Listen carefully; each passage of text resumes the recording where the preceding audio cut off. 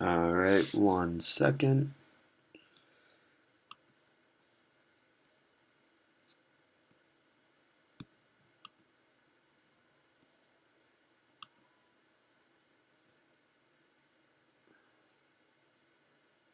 Okay, so my company is Barstool Sports. It is just me doing this project. So, a little industry background for you. Digital media industry. Um, the definition basically of digital media is quite simple and easy to understand. Basically, what it is anything that an individual can view on a screen is considered digital media. So, your cell phone, any software, any social media, any streaming, things like Hulu, Netflix, Twitter, Instagram, stuff like that is all considered, or Microsoft Word, even PowerPoint that I'm using today is considered digital media. It is one of the largest and most profitable, and it is also it's very broad, as you heard by my definition. I mean, literally everyone in the world uses some form of digital media. So yes, it's a very large industry. So then here we have a little graph just to show you how much people use digital media, and the numbers are actually quite astounding. Um, this is a graph, a visual representation of the U.S. digital media usage from 2008 to 2019. And if you see right here in 2008, it's at 10%, and then you take it all the way to 2019, it's at 79%. So it's pretty crazy to think that just over 10 years ago, only 10% of the US population was using digital media, and now it is through the roof at 79%. Almost everybody is using it.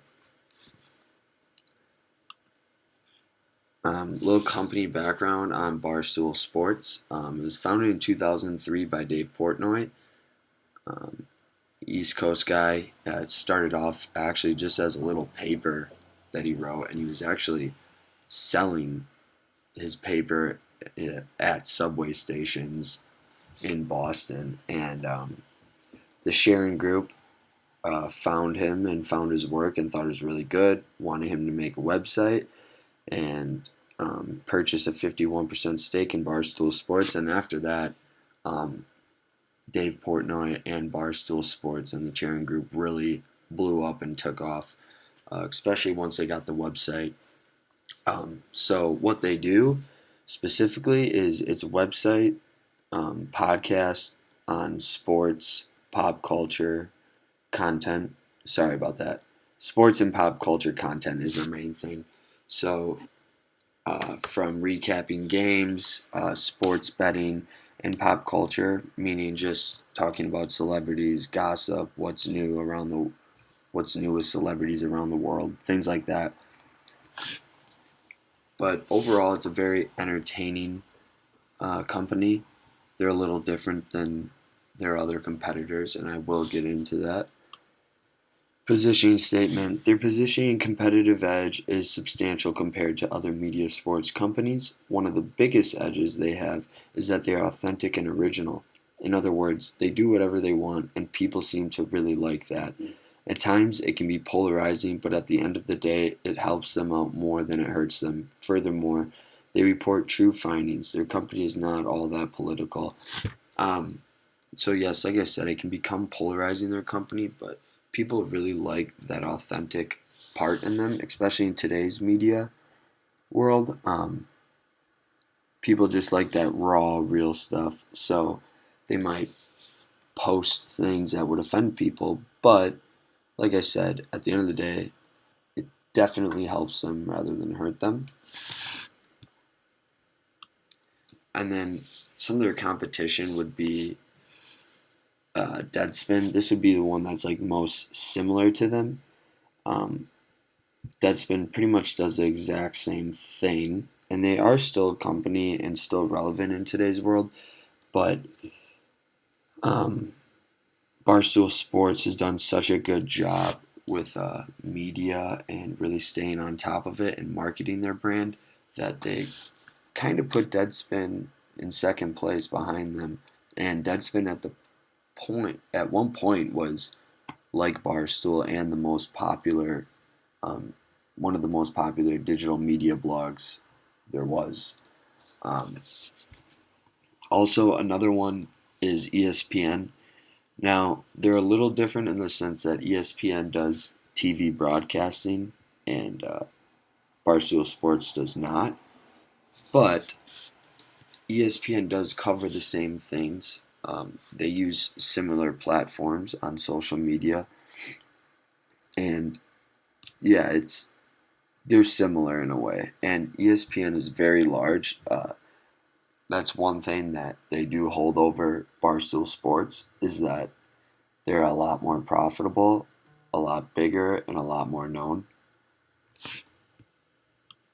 And then marketing evaluation. So the main objective here for Barstool Sports is to obviously increase profits, keep earning money, making revenue, but the most important thing is gravitating towards the usage of new technologies. So, for example, like VR and AI, and getting into that because in about 5 to 10 years, everyone's going to be using it. So, if they're using that stuff earlier, they'll be much more experienced with it and have a better chance down the road to stay afloat and still be relevant. Um, Also, another main objective that wants to be complete is just to expand and diversify their target audience. Um, that's the main thing. Is obviously as a company, you want to always keep growing and appeal to a lot of different people, not just one person. So they've already done a pretty decent job of that in the sense that it started off with pretty much college kids and young males who enjoy sports just reading their blogs and listening to their podcasts. But ever since they got into pop culture and used social media a little bit more, they expanded their audience. But I think they can do a better job at expanding that audience. And this will be done by three main things, and that is going to be YouTube, Instagram, and Twitter. So on YouTube, they are very active. Through my research, I found that they do post a lot of good content. The only issue, though, is that it's kind of all over the place. It's very hard to navigate around their YouTube channel. You don't really know what their mission is and what kind of content they're specifically trying to pick out. So I guess what I would do differently is just make it cleaner, make it easier for somebody like you or me to be able to just go and find something specific that we want to watch. But other than that, they do post a lot though, which is good. Instagram, their Instagram is interesting. It's more, I'm not exactly sure through my research if I found this or not, but their Instagram is more so,